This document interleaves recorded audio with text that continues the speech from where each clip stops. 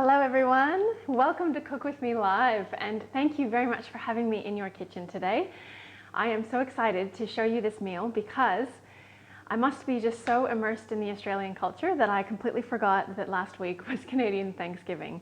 And so I desperately wanted to do a very special meal for you and show you what a Canadian Thanksgiving could possibly look like. For me, this is a very special time of year, which is why I feel so bad that I had forgotten about it in Canada. And I think it's because in Canada it's celebrated in October, and then in the US it's celebrated in November, so they're quite actually different times. But what Thanksgiving is all about is that originally the thanks for the harvest. So it's normally, well, in North America it's in the fall, which is when we finish harvesting everything that's been growing, and then everyone gets to come together, be thankful for friends, for family, for the bounty of nature, for the food, for our health, for whatever it is that you'd like to be thankful for, but it's a wonderful time of year. So this meal that I'm going to show you tonight is a meal that you can have at any time of the year, and it's actually one of my favorite go-tos, especially for a nice Sunday roast. And what I'm going to show you is a different focus of the meal. So that we're going to focus on the sauce. I want to show you how to cook lentils. We're going to be getting into a little bit more detail on how you can jazz up a meal that's otherwise just veggies. And we can talk about lots of the color and the presentation as well. So lots of fun, believe it or not, we're going to have with this Thanksgiving meal.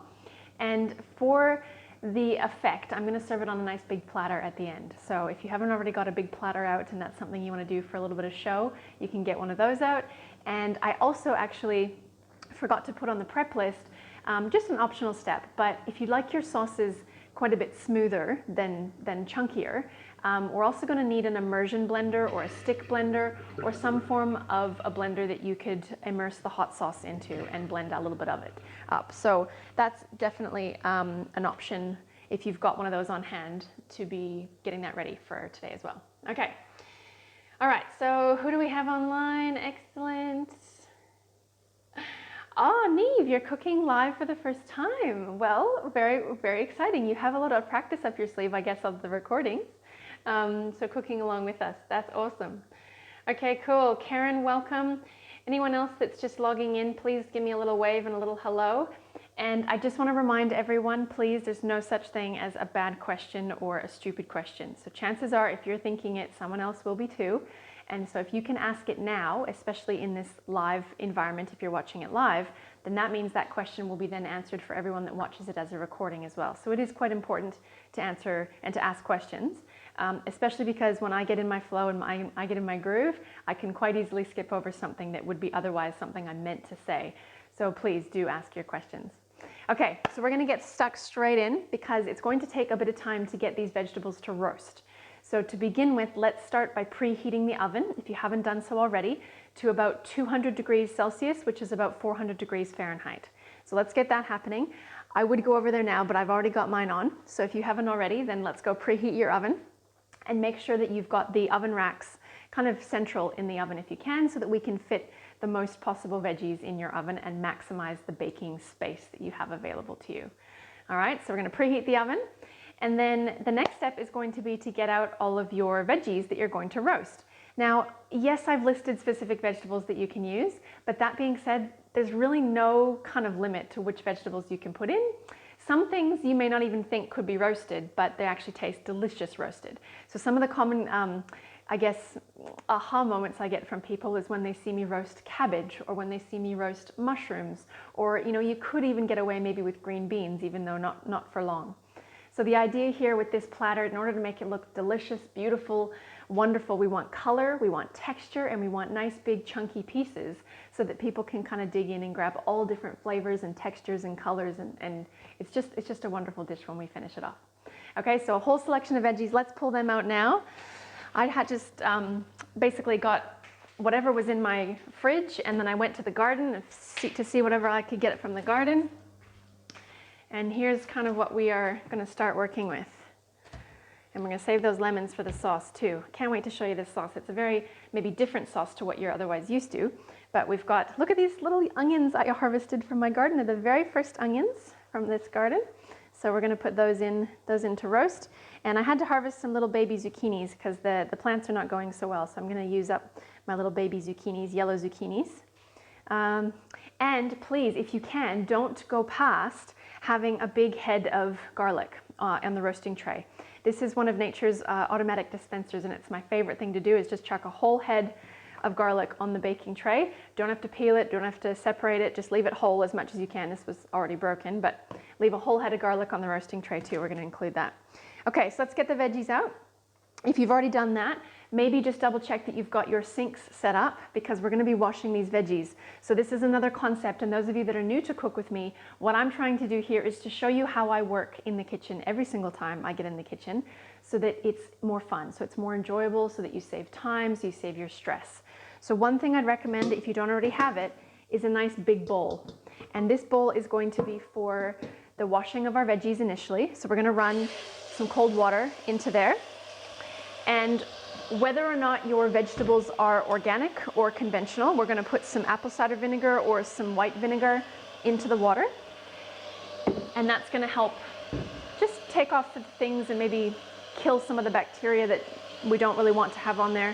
It's more just to clean the veggies properly. So a nice big bowl of cold water. And then if you haven't already run a sink of hot soapy water, that's a really big water saving technique as well as a time saving technique. Because instead of then running over to the sink to then rinse your hands under the running water and wasting that every time you do that, you can just pop your hands into the already ready to go sink. So it does save time, I promise, and it does save water as well. So it's a win-win. Okay, so now we've got our washing bucket of water. Let's get everything in there to give it a good little scrub. And if we take this step, then we can actually save even more money and even more time here. Ideally, if you've got a little veggie scrubber, you could get in there and give your potatoes or your sweet potatoes a good scrub so that we don't have to peel them, because you've paid for the weight of the skin as well. And as soon as we peel off the skin off of every single potato, you're going to lose a lot of weight as well as some nutrition. Ideally, we're buying organic potatoes, just because potatoes tend to absorb a lot of the chemicals in the soil if they're grown conventionally. So ideally organic potatoes. And then you don't need to worry so much about peeling them. You actually now get the benefit from the extra nutrition in the skin. So with any vegetable, if you can try to keep the skin on, that's ideal. And I want to show you what I call a spot peeling technique. So with your veggie peeler, we're only going to peel the bits that might look a little bit rough. Okay, so we don't need to peel the whole thing. We just need to take the rough bits off. And then that way you save yourself time and stress and potentially, well, definitely in the long run, you're saving money because you're not getting rid of as much weight in food, time in, time out. Okay, so we'll just do a little bit of spot peeling on all these guys first. If it runs deep, you could use the knife, but we're just going to test those ones and see. Any little bruising areas, we'll just test them. That one does go a bit deeper, so glad we did. There we go. And if it goes all the way through, we could use a knife. Okay, so it really doesn't need much. And what I want to show you here, I mean, the idea of roasting vegetables and filling your oven full of veggies so that they're at least cooked and ready to eat is a big organization time saver. And it's something that will make a huge difference in your world if you can get used to the idea of thinking to yourself every single time the oven is on anyways, for anything other than a souffle, what else can you chuck into the oven and get it roasting so it doesn't go off in the fridge, or so it doesn't just go to waste, or so that you save time on what you're going to eat tomorrow, because then you've already got something to start with. Okay? So nothing too complicated there. Now, we're going to need a tray to put this onto. So what I would recommend is that ideally you've got two trays. One tray you're putting on the veggies that take the longer amount of time to cook, and the other tray is the shorter amount of time to cook, so you can just pull one out before the other one's ready. Now, because I'm going to speed up the cooking of today so I can show you the end result a little bit quicker, because the veggies will benefit from being in there, the longer ones, around about an hour.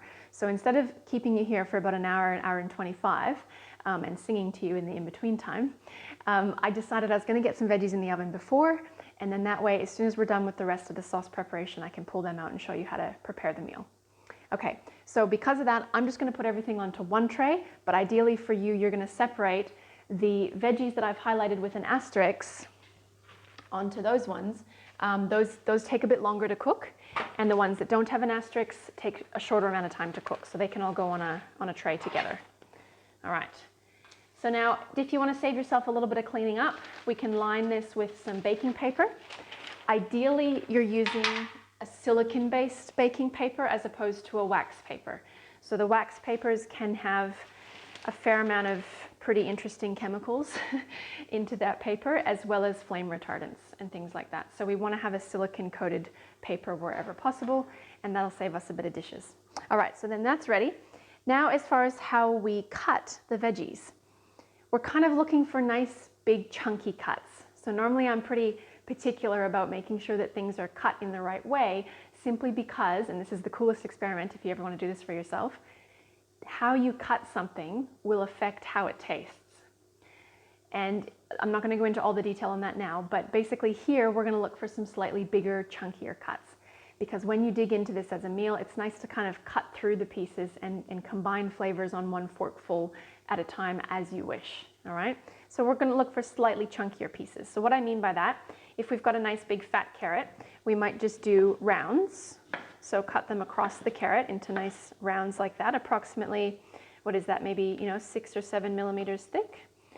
Not quite, half a centimeter. And then as you get to the skinnier end of the carrot, we can go a little bit thicker so that they all cook at the same time. Okay. If you want to get a little bit fancy and you've got a fairly skinny carrot, then we can cut it on an angle. So instead of cutting it perpendicular, we're going to cut it on an angle, and then it gives kind of a nice extra bit of decorative shape. So when it comes to presentation, that's quite a nice looking difference, if you will. So we'll just pop them onto their own little corner of the tray. I like to keep them a little bit in their own separate piles on the tray, only because sometimes they'll bake at different rates and you'll want to keep some in the oven longer. So it just makes it easier to take some out if you need to. When it comes to the potatoes, we probably want quarters if they're small potatoes. So nice, kind of still a bit chunky, but still going to cook down sort of at an even rate with the other vegetables, and hopefully give us some nice browned edges as well. So quarters, pop them on there, just roughly. And with the sweet potato, same thing sort of goes as the carrots, but in this case, it's still a little bit too fat. So I'm going to cut it in half first, and then we can lay them flat so they're nice and safe to cut, and then cut them on the angle. So again, completely up to your desired shape and size. If you want rounds, that's great as well. I like my sweet potatoes fairly nice and crisp, so I'm going to cut them a little bit smaller so they have time to crisp up by the time everything else cooks. How's everyone going? Where are we up to? Oh my gosh, Judy, hello, welcome. Oh, I'm so excited that you're on Cook With Me. Are you cooking with us tonight, Judy, or are you just watching tonight? I'm so curious. I'm planning on coming up to visit you guys soon too, so thanks for being on. All right, so let's get into some onions, guys. One little trick here I find is to cut them before you peel them. And it just tends to make the peeling easier, especially if you don't cut all the way through when you quarter it.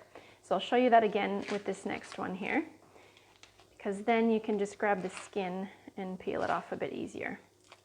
So what I mean by that is when you go to cut through this one, still got the peel on, we're going to cut through, but we're not going to push all the way through to the bottom of the board, because then we can use that as leverage and pull off the skin.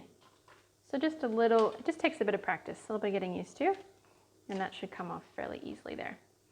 Okay, so now if you like your onions really quite well roasted, then we can put them into skinnier wedges. Otherwise, they're fine like that, in quarters. Cool. Oh, and I can't forget my little baby onions. I'm just going to roast the oniony bit though. I'm going to save the greens for on top. So we're just going to roast those ones as is. Oh, I'm so excited. My own onions. And some baby zooks. Let's put them on too. I just think that's the best gift you could ever give a child if you've got kids, is a veggie garden. Even if you only grow 2 things at once. My gosh, the look on a child's face when they see something that they've planted that now they get to harvest is just priceless. So even if it's just, a series of couple big pots that you have in your backyard, please help them plant a veggie garden. It's so rewarding. Just watching, Judy, that's wonderful. Thank you. I'll hopefully keep you entertained then.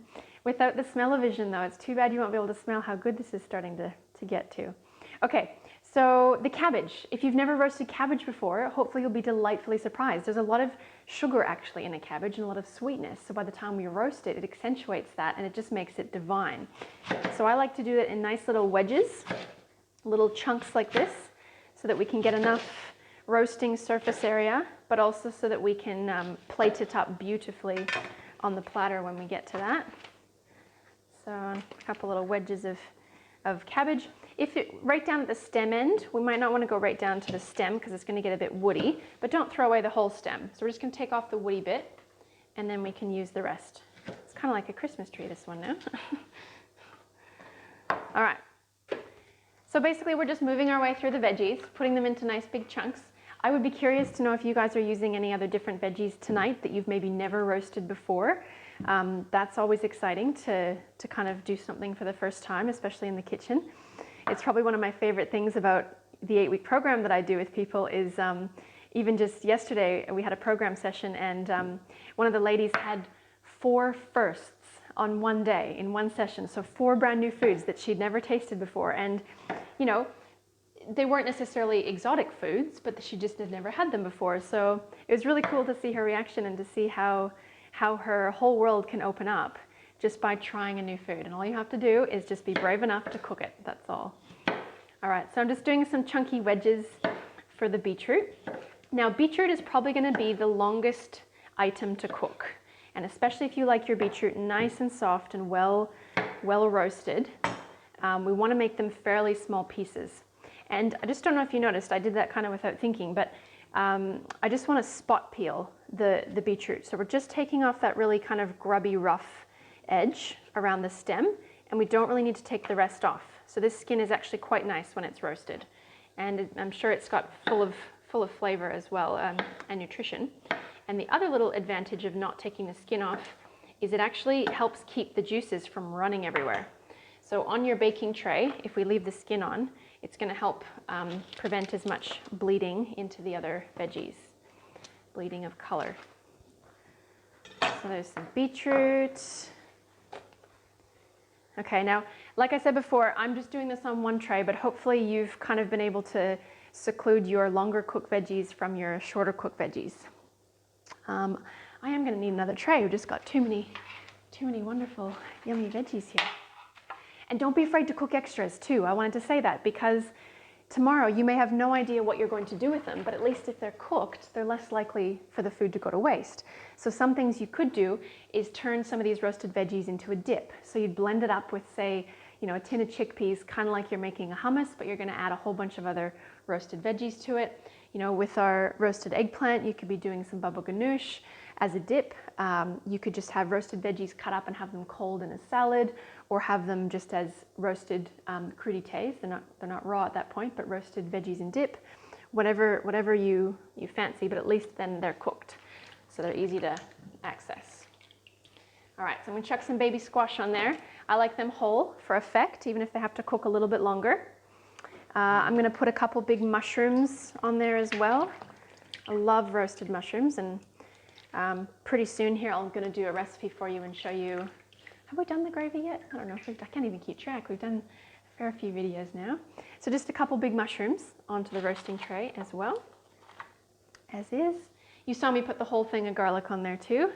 Now, the cauliflower, this is one of my favorites. For me, this is the centerpiece.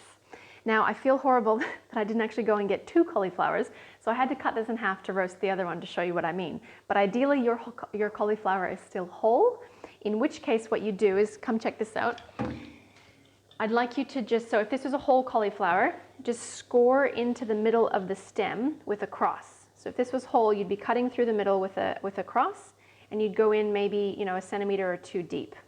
And that's just going to ensure that this cooks through the hard bit in the middle. Okay, so just do a little score into there. And then take your whole cauliflower and bake it upside down first for about 40 minutes. And then the last 20 minutes, we'll flip it over and we'll let the outside become nice and browned. And for me, this is my roast. So instead of serving the Sunday roast like a roast beef or something, You can actually make this just as beautiful, depending on how you roast it, as the centerpiece of your platter, and then put all the beautiful veggies around it, and your spinach on top, your sauce, your dollops of coconut yogurt. Oh, it's just so good. So anyways, cauliflower is my focus. Okay, a couple veggies left. Eggplant. If you're not already used to roasting eggplant, oh my goodness, it's one of my absolute favorite treats of a vegetable. So to prepare the eggplant, I just cut it into rounds that are about 1 centimeter thick, maybe a little bit skinnier. Okay, and then you're going to need your salt shaker. And ideally you're using a Celtic salt or a Himalayan salt, not a table salt. Okay, and we're going to give them a generous sprinkling of salt. And what that's going to do is draw out all the bitterness from the eggplant. And it's not guaranteed that the eggplant will be bitter, but it's very likely, and it's Murphy's Law that says that the one day that you don't do this, you'll end up with a bitter eggplant that'll potentially ruin your dish. Okay, so that's just one step I always go to. It doesn't take long. We're just going to let it sit here for about 5 minutes. And I just wanted to show you, can you zoom in on that one, how little I've cut off the top. Okay, so I see some people just take off this big whack because the leaf was sticking out to there. There's a lot of useful eggplant under here that you don't need to waste. So even that I could have taken off less of. Okay, so less waste. All right, so salt shaker. And if it happens to be too humid in your house for your salt shaker to work at the moment, then we're going to use the old-fashioned way, which is from a spoon. All right, so just a nice generous sprinkling. You might want to zoom in on this one so we can get the detail of that. Just a generous sprinkling of salt. That's going to help to draw out the liquid, which has the bitterness in it. And then once the liquid has come to the surface, we're going to dab it off with a paper towel. So you will need a piece of paper towel here too. All right. So there's our sprinkling of salt.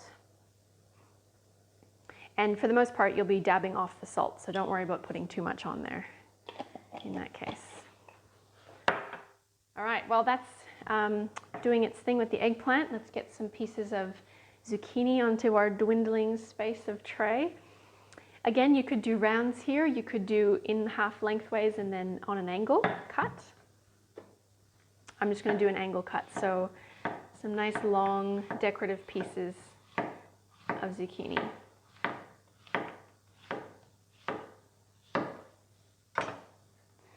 There we go. I'm going to have to find some more space still. The veggies will shrink too when they bake, so just know that it might look like a ton of food, but you'll probably need to make a bit extra because they shrink a lot as they lose their water in the baking process.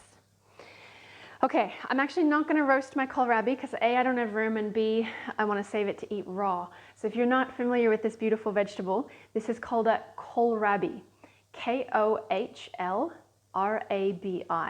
Kohlrabi. They come in purple and green.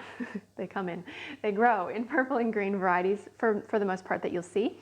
And these kind of, I guess, wound marks or scar marks is because there's actually leaves that come all the way up from every side of it, and they've just, I guess the farmer just has plucked them off. You can even eat the leaves on this, so you can steam them, just have them with a bit of butter and salt or olive oil and whatever you like with them. But I'm going to leave this because I like them raw, so we won't cook into that one. Those of you that have never tasted one, please do try and find one. They're becoming more and more available, particularly here in Australia. They're very common in North America. And they kind of taste like, they're kind of the texture of a nice crisp radish, very mild in flavor. There's no heat to it like a radish. It's almost a little bit apple-like or nashi pear-like, I find. So they're not quite that sweet, but I just like them same way as you'd have carrots and dip. I just like kohlrabi and dip, so you just have to peel it and eat the inside. So anyways, that's us for my platter. I'm gonna put those aside. And then get your piece of paper towel out because we're going to use that for the eggplant shortly. And while that, just before we do that, let's give these a little seasoning. Now, the sky's the limit, and you actually don't even have to season it because we're going to put a fair amount of flavor into the sauce. However, one of my little rules in the kitchen, you may have heard me say before, is I like each individual piece of the meal to taste amazing in and of itself. Because then generally when you put everything together, nothing's relying on something else for its flavor. So I like every piece to taste delicious on its own. So what I want to do for that is give it a little bit of herbs or spices, a bit of a seasoning. and just a little drizzle of olive oil. So we're just going to do like a little kind of a sprinkle. It doesn't have to be anything measured or fancy. Same goes, we can do on the cauliflower and zucchini. And we'll spare the eggplant for now because we haven't dabbed it yet. Now in terms of spices, what do you love? You may just want to do salt and pepper. If you have a green salt, like if you're making your own, basically just powderized, what are they? Powderized herbs. So powderized, there's dried celery in here, there's dried basil, there's rosemary, there's thyme, and then I've just mixed it with a little bit of Celtic salt. So this is my little homemade green salt. Otherwise you can buy green salt. And I just find this is one of my favorite ways to add a bit of nice roasted veggie flavor. And if it was in a true harvest style, these herbs would have been harvested from your garden probably about a month ago and dried, and now they're also going in to be part of the meal. So we can do a little sprinkle of that, or else just salt and pepper, whatever you like. Otherwise you might have a favorite herb and spice blend that you want to put onto there. All right. Okay, now that's probably pretty perfect timing. Let's dab off all the liquid from our eggplant. So can you zoom in and see if we can see that? Just want to show you, see how it's beaded. Just don't know if you'll be able to see that, but see how it's beaded with moisture there? Don't know if you can tell. Anyways, we're looking for the beaded water to be coming out of there, and then we're just going to dab it off.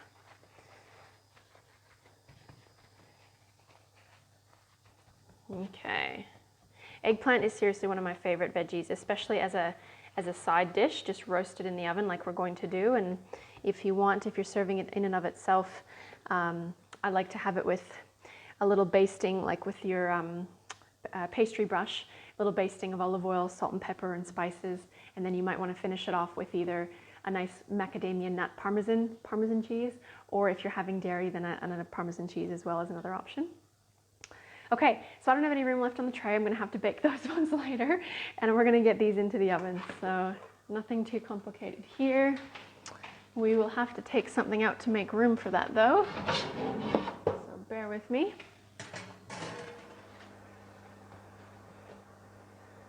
Okay. Yum!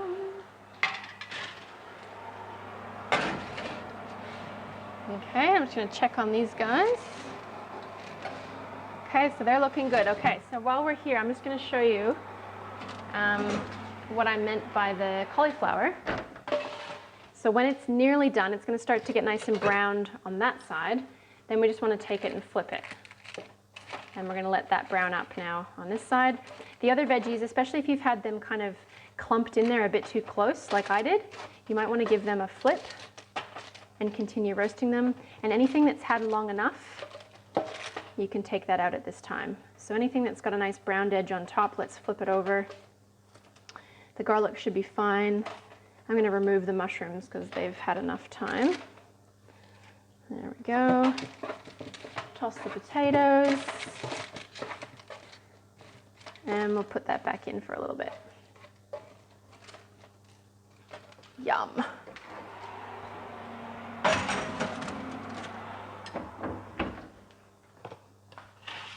Alrighty. Okay, so now that hopefully that wasn't confusing for anyone. I know I'm doing two things at once. There are two stages of the baking, but we've got the one into the oven, checking on the other one. How is everyone going?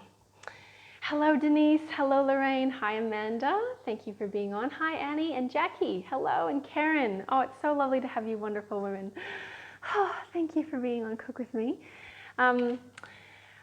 Okay, so if everyone's caught up, basically what we're going to do now is move on to the sauce. So lentils, if you happen to have soaked them already, then we're going to drain them and get them cooking because they're going to take a little bit of time to simmer down. Okay, if you're just using tinned lentils, then your sauce will go a little bit quicker. The advantage of using your own soaked lentils is basically that you can soak them, whereas the ones that you get out of the tin won't have been soaked. They will just have been put in a pressure cooker and cooked down. So we're going to rinse those ones off. Now, if you're new to lentils, there's lots of different kinds of lentils, and you will get very different tastes and textures from each of them. So my favorite are these little they're green, but actually when they're dry, they're actually quite bluish. And I believe they're called French de Puy lentils, or Puy lentils, so P-U-Y. So anyways, we're just going to get them into a small saucepan. It doesn't have to be a large one. Okay. And the reason for that is that when we go to blend this sauce, especially if you're using an immersion blender, so a stick blender, it'll be a lot safer if we don't use a huge pot, because otherwise it can splash up on us. So that was only 1 cup of dried lentils, and it's already expanded quite a lot. And we're just going to put enough water in just to kind of well and truly cover it. So say 1 centimeter covered through the lentils, and that should be enough. You might have to add a little bit of extra. Okay, and I'm just going to put those onto the boil on high.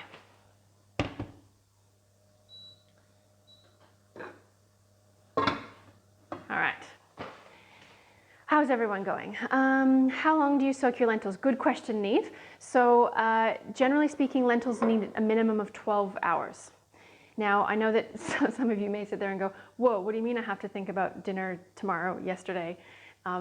So I understand that, and it just takes a little bit of getting used to. The reason why it's important to soak is for digestive reasons. Even if you're not already experiencing symptoms, the cultures in the world that eat lentils and beans and pulses really, really well are ones that honor how they're meant to be prepared. And I won't get into all the super crazy detail of that now, but basically if you have digestive difficulties with the beans, the lentils, the legumes, see if you can prepare them in the truly honored way, which is to soak them in advance and then cook them, and see if that makes a difference to your digestion. All right? So yes, great question. 12 hours minimum for the lentils. If you go longer, and that's fine, you can go up to 24, just maybe try and rinse them halfway in between, just so the water doesn't go festy, but they do not need to be in the fridge. You can soak them on the bench.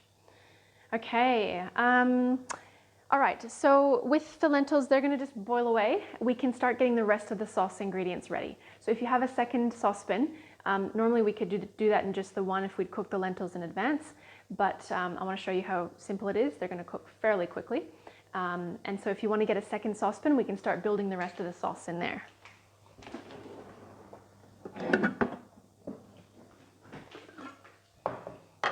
All right.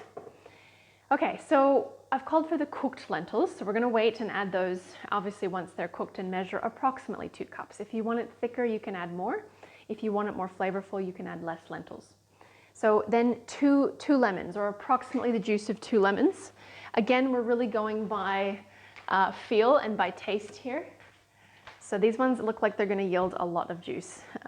So if you've got it too lemony, we can always just add more of the other ingredients. Okay, so I just want you to get comfortable with the idea of a recipe being a guide and your taste palette ultimately being the main factor, the most important factor. These are very beautifully juicy lemons. All right.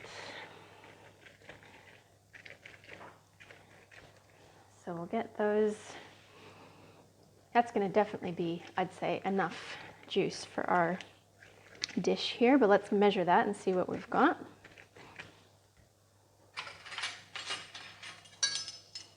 So usually a lemon should yield about 2 tablespoons of liquid. Let's see how much we get.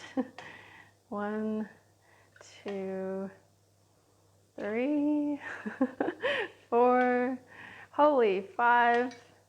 That's some good lemons. 6, 7. Wow, 7.5 tablespoons of lemon juice. That's incredible. Thank you, Freshbox. That's some good organic lemons right there. Okay, so we've got our lemon juice. Now I'm definitely not going to add the 2 for that. Good question. Is it possible to make it without the lemons and tahini? Of course, Neve. I mean, we can always tweak and change. The only thing with that is it's going to dramatically change the flavor. So, so it might just be a little bit bland. So instead, we'd probably at this point want to change maybe the sauce kind of altogether. So what could we do completely instead of the lemons and the tahini? The tahini is bringing that sort of nice sesame, not quite bitter, but the kind of a nutty flavor. whereas the lemon is bringing that acidity. So I probably wouldn't go so much towards the vinegar, but because of the honey, maybe you could get away with a bit of vinegar, Neve. Start with maybe 2 teaspoons, maybe 3 teaspoons of apple cider vinegar instead. I believe you can do that one.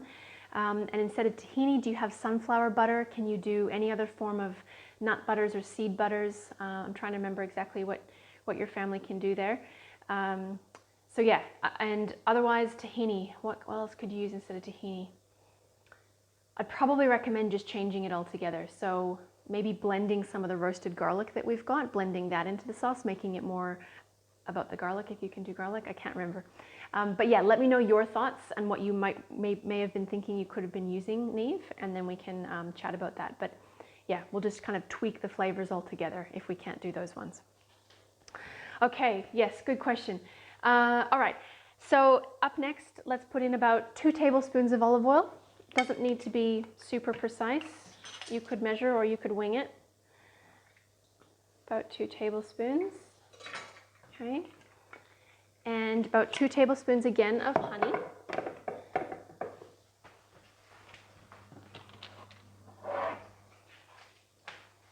And because this dish is very much focused on the vegetables, in this case, I'm totally cool with using added sugar, as in 2 tablespoons of honey for this one. Especially if you're talking about the Thanksgiving theme. It's not too long ago and it's not too rare even nowadays that you could potentially have had your own honey that's going to celebrate with this, your own harvested honey from your own bees. I'm pretty sure that was the case in most of my family's farming history. So, and if not, maybe your friends have bees. There's an amazing invention that was actually invented in Australia to make it easier for people to have their own honey at home, and it's called the flow hive. And it means that you don't actually have to go in and kind of go in with a bee suit. You can actually have your own flow hive and just harvest the honey just by turning a tap from your hive, and it doesn't harm the bees.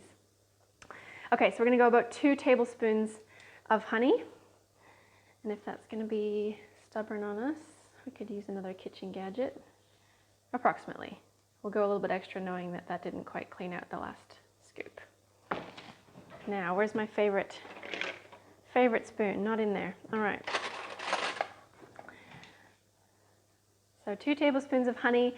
And then I've also called for 2 tablespoons of tahini. So if you're having that, hopefully this is a way to start getting more tahini into your world too.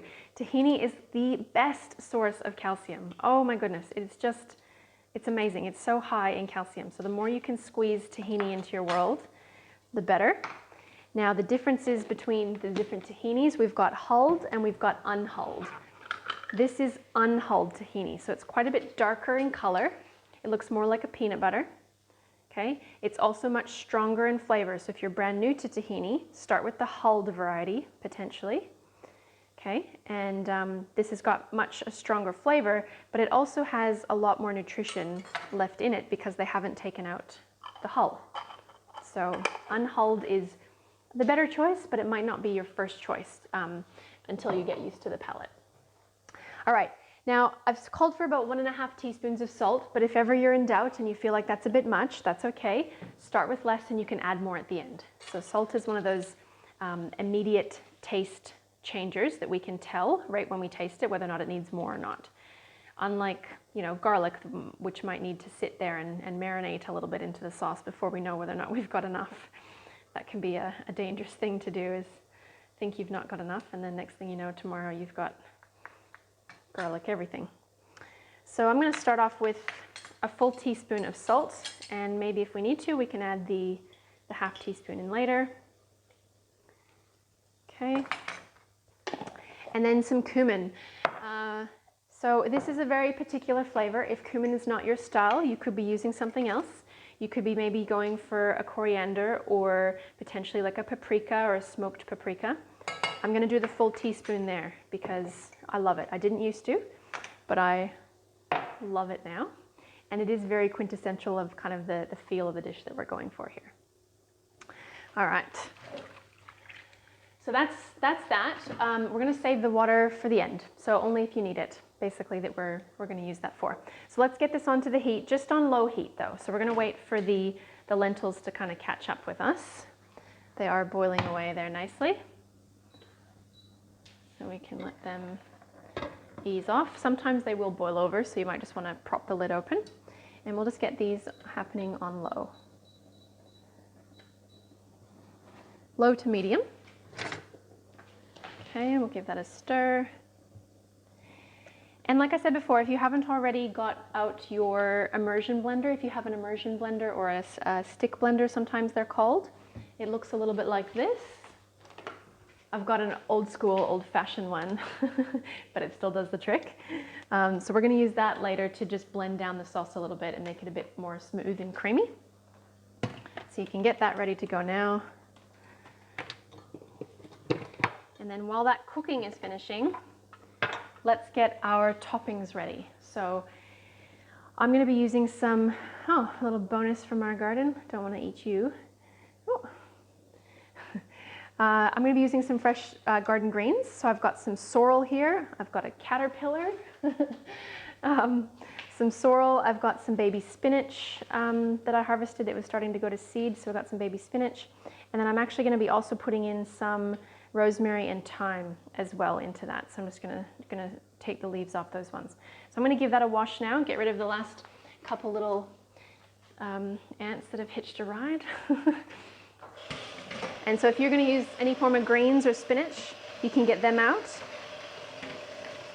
And it is one extra little step, but if you do have a salad spinner or a way to dry the greens, it will make the presentation that much nicer. So especially if you're serving this for guests or a special dinner party, then if we spin it dry, it will be a bit nicer than wet on top of your dish.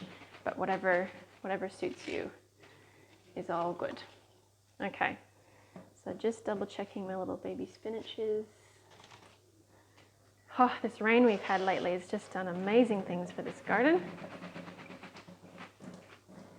Okay, so there's our garnishes, pretty much ready to go. And then I'm just going to take the leaves off of the rosemary and the thyme. So now the fastest way to do it is to go against the grain. And in this case, the tops are very delicate, so they're going to break off. But if they're delicate enough to break off, they should be okay to go on as well. So just going against the grain, pulling off the leaves. There we go. As soon as we can get a grip of it. And if you happen to have nice big stems of this, nice big stalks of the rosemary, big kind of beefier ones, these are amazing for skewering vegetables on and then grilling them on the barbecue or baking them in the oven. So they're amazing to impart the bit of flavor as a skewer as well. These are just a bit young and small. All right, and some nice baby thyme. So I'm just going to strip off the leaves of those as well. This will make a beautiful garnish. It's funny because if I reflect on the Thanksgiving dinners that I had as a child, they didn't take any less amount of work than the Christmas dinner did. So there was turkeys, there was basting, there was stuffing, there was pumpkin pie, and all this effort and hullabaloo, which was beautiful and amazing. But it's interesting when we kind of simplify it down to this meal, it doesn't take a lot of mucking around, and we can have it done in about an hour and have a pretty fancy, beautiful, colorful, delicious, flavorful, nutritious meal. So I'm pretty excited. And these little touches is how I like to make things special nowadays, is with a bit of fresh herbs, especially if they've been grown with love in your garden. All right. So I'm going to go check on those lentils now, and let's see if they're ready to go. We've got our little garnish bits ready.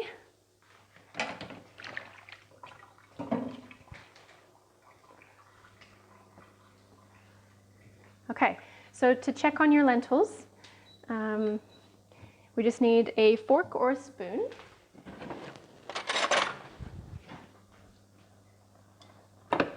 And they're all going to cook at different rates. So this one's kind of a middle of the range one. If you're cooking with red lentils, they cook quite a bit faster, and they also go a lot softer. So we're just going to test and see if they're soft enough. Okay, so they could go a little bit longer, but they are actually quite close. And considering the fact that we're going to be blending them as well, yeah, actually they're pretty good. okay? And especially they benefit now because they've been soaked for 12 hours. It doesn't take as long for the water to kind of get to the middle because they've been pre-soaked. So that's another little step. It speeds up the cooking as well. All right. Now we are slowly heating up with our sauce here. When it comes to the other parts of your garnish, or sorry, with the sauce, let's talk about that first. Don't worry about the fact that this is not blended in yet. That's all going to be fixed with our little stick blender. So we just want to start heating it through so that it's ready to serve. All right, so when it comes to the other bits that you can be putting on top of the dish, I've called for a little sprinkling of dukkha. Now, for those of you that have never had some dukkha, it's more of an Egyptian style or Middle Eastern style spice blend, if you will, okay? And it's mostly toasted seeds and toasted nuts with some really kind of deliciously toasted and roasted spices. So most dukkha recipes will include some toasted coriander seeds, some toasted cumin seeds. Sometimes they pan roast the pistachios or pine nuts or almonds or cashews, whatever you'd like to add in there. And then you can do pepper, you can do salt. There's a whole bunch of different varieties of combinations you can make of the dukkha. So this one I tend to always have on hand because I like it as a bit of a sprinkle on nearly anything, but in particular roasted veggies. For some reason it just works really well. So if you don't have any dukkha on hand, or if you haven't got any around, that's perfectly fine. This dish does not absolutely need it, but it's a nice little touch if you want to go to that next level the next time you serve this as a dish. And then the coconut yogurt, this is not probably my preferred brand, in all honesty. It's just the one that we could get a hold of. But just a plain coconut yogurt is nice to serve on top. If you're having dairy, you might do it with sour cream. Otherwise, I really like to do a cashew cream on top. It takes a little extra step, but that's also really nice and really rich as a specialty, a little bit of a dollop on top. So we're just going to use those on top after. And otherwise, let's finish our sauce. Okay, now hopefully your lentils are done at the same time so you can follow along with me here. Otherwise, if you're using tinned lentils, just make sure you drain the liquid out of them. So likewise, I'm just going to go and drain these lentils.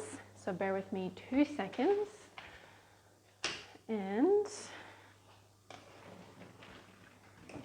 then we'll get to measure exactly how much we get from the 1 cup of lentils. So I'm going to bring that one back. And let's see what we get. Okay, so that was 1 cup of dry lentils before it got soaked. And that's going to yield us, there's 2 cups. So we're going to get about 3.5 cups of cooked lentils from 1 cup of dried lentils. So you can imagine how far your dollar goes when it comes to this. And these guys are packed full of delicious nutrition, all-around nutrition, but also really high in protein. So do not worry, there's plenty of protein in this dish if that's ever crossed anyone's mind. And again, I'm not going to go into all that detail tonight, but absolutely abundant protein for what you need in tonight's meal, including all that nice variety of phytonutrients that we're getting from the veggies. Okay, so let's just give that a little blend up together with our stick blender if you can. If you're not using a stick blender, then you just very carefully want to make sure that you don't burn yourself in any way to transfer that a little bit into a blender. Unless you want a fully smooth sauce, only transfer about half of it into the blender. And for those of you that are doing it with a stick blender, we want to make sure that it's fully immersed so it doesn't splash, okay? And we're just going to start on low if you can. And at this point, we should have the heat off. So that was my bad. I'll just take that off the heat. Okay, and so I'm just going to give it a little blend. I don't want to lose all the texture of the lentils, but just want to blend it a little bit down the bottom to smooth it out. If it sprays at you, you might want to give it some more depth. So just tilt it on an angle.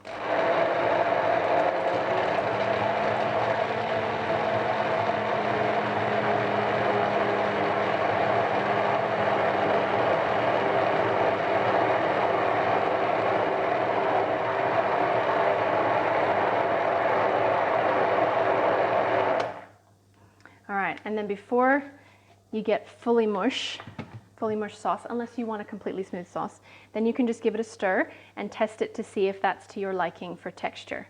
So I like to still have a little bit of taste and a little bit of texture in those lentils. But if you want it smoother, then just keep going.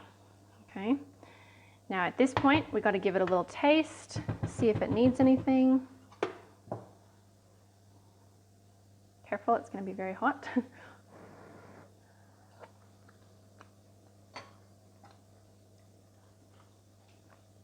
Okay, so we're looking for balance of lemon to cumin. Does it have enough salt? Does it need maybe a touch more oil to smooth it out?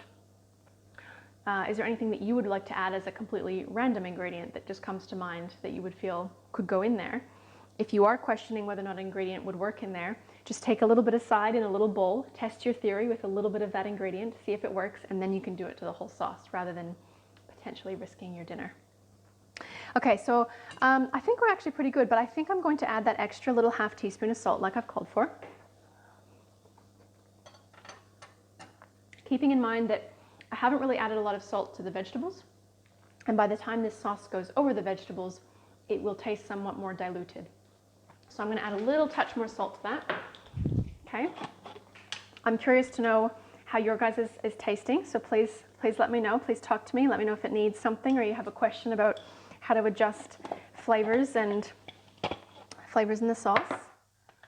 Okay, I'm going to give that a little blend.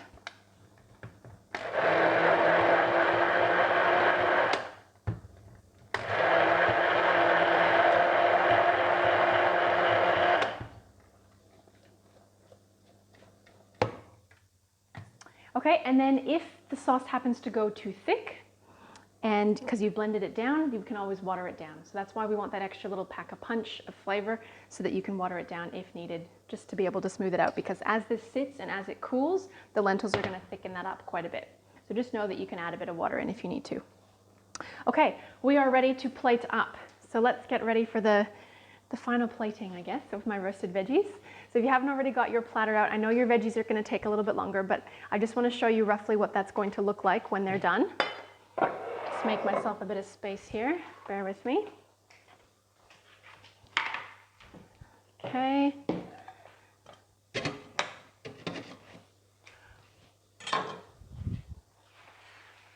All right. So I'm going to use my big, beautiful Thanksgiving platter. Okay, and then we need to go get our veggies. So let's put them down beside us. Maybe everyone could share what you're going to be thankful for tonight. Even if it's not officially Thanksgiving, I'd love to hear the #1 thing that you're thankful for. It's always good to be reminded by other people.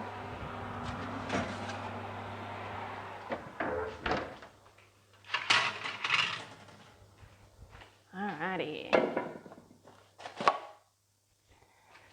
Okay, so now probably a pair of tongs will be a good friend to you to do our plating up. A couple ways you can do this. If you really want the nice wilted greens and you're serving it fairly quickly, we can put some greens down the bottom so that they kind of peek out the sides. And then I definitely want to save some of these little baby spinaches for on top. So I'm going to put my bigger leaves down the bottom. If you are doing this as the feature of your table, you obviously would take a little bit more time than what I've done, and preferably you will have spin dried the greens here as well, just so they have a bit more sauce absorbing potential. Excuse me. Okay, let's get the cauliflower on there as our centerpiece.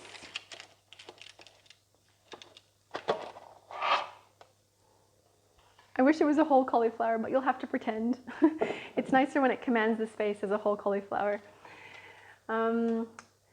Good question, Tiffany, or Tiffany comment, thank you. My family loves a little bit of chili and spice. Would I add fresh chili to the sauce or flakes over the veggies while baking? Ooh, good options. I'd say either. I think either of those could work really well.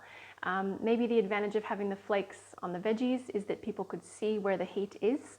So if they wanted less of that, they could take it off, whereas if it's in the sauce, it'll be in the sauce. So that might be the only difference I'd say. Otherwise, that's a great question. Okay, and then I just like to plate it up however decoratively and beautifully you like. You can put veggies kind of scattered around that cauliflower in the middle. You can get really decorative and individually place them in a pattern. Just for the sake of this today, I'm going to go a bit more liberal. Look at the colors though. I mean, even once they're roasted, we still get the nice bright purples in the cabbage. We get the nice red from the beetroot. I'm going to put some mushrooms through there. A couple pieces of grilled eggplant. Some of them became eggplant chips. That's nice. We're going to have a variety of textures. And some nice bright orange carrots. Okay, so one other little thing you can do as well, as a bit of a feature with the cauliflower, is you can actually pre-marinate the cauliflower exactly like you would a roast.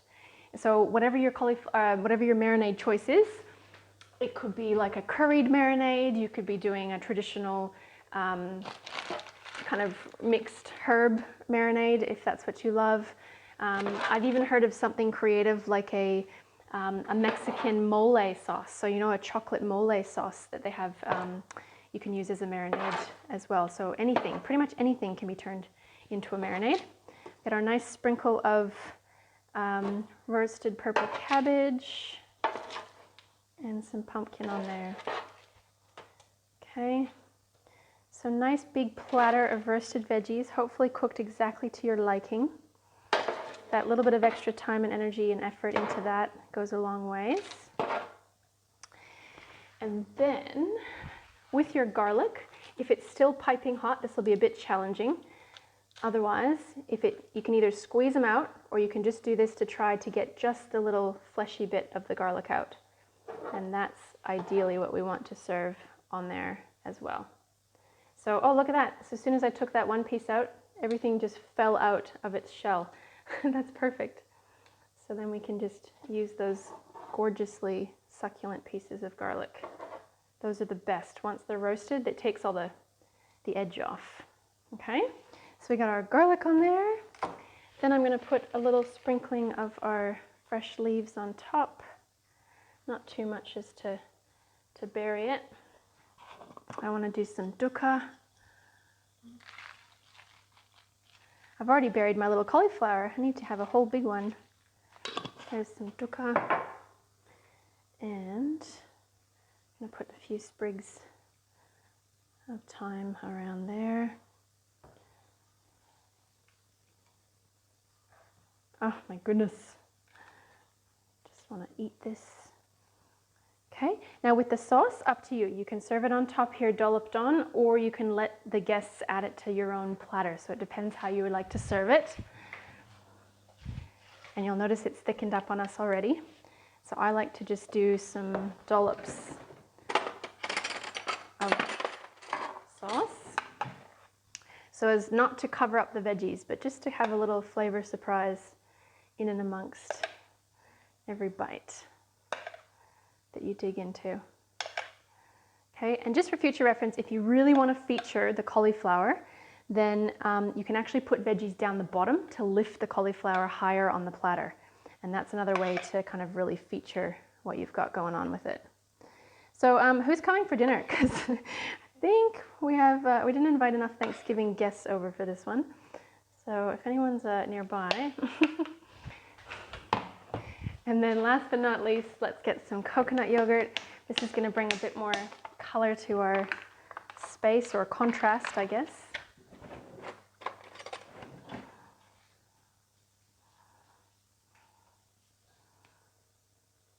There we are. Okay. So I'm curious still, no one's told me, what are we grateful for? So grateful for learning healthy cooking from you, Ashley. Oh, thank you, Jan. Have a happy Australian Thanksgiving Day. The meal looks awesome. I look forward to making this soon. Thank you so much, Jan. I appreciate that. It's so wonderful to take a step back and just realize how incredibly blessed we are, and how just amazingly fortunate we are, no matter what, no matter where you are at life, no matter what's going on, there's always something you can be extremely grateful for, even if it's just being able to look at that sunshine one day, or in this case, to be able to feel rain. It's been so wonderful. Okay, so happy Thanksgiving, everyone. There you have it, our Thanksgiving feast. Please dig in, add any other sauces and dukkha sprinkles you'd like, make it your own. And thank you so much for coming to cook with me. Please show me your photos of your wonderful feast, even if it's just on a single plate. And yeah, otherwise, would love to have your questions in your comments, and we'll see you next time on Cook With Me.